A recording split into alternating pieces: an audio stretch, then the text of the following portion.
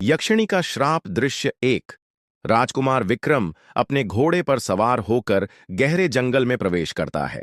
उसके सैनिकों ने उसे रोकने की बहुत कोशिश की, पर वह जिद पर अड़ा रहा। जंगल में सन्नाटा था, बस दूर कहीं उल्लू की आवाज गूंज रही थी।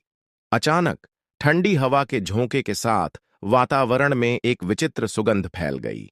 सामने घने पेड़ों के बीच एक प्राचीन मंदिर प्रकट हुआ, जिसकी दीवारों पर बेलों ने अपनी पकड़ बना ली थी। दृश्य दो।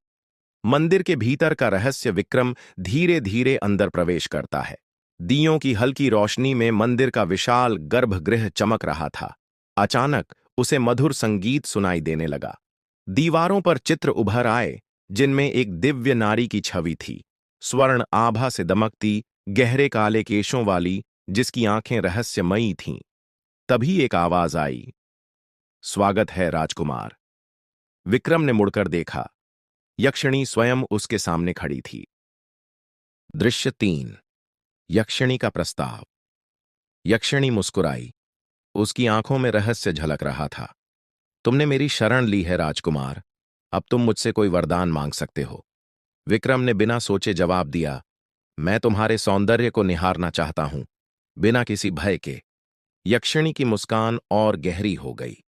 उसके चारों ओर एक रहस्यमयी रोशनी फैल गई और मंदिर की दीवारें भी कंपन करने लगीं। दृश्य चार।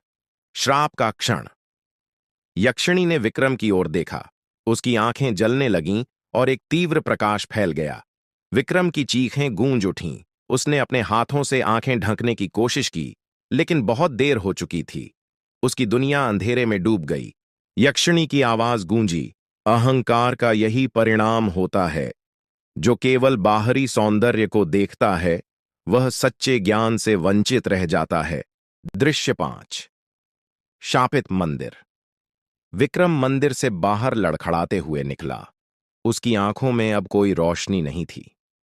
जंगल पहले की तरह शांत था, लेकिन अब वहां एक डरावना एहसास था। उस रात के बाद कोई भी उस मंदिर की ओर नहीं गया।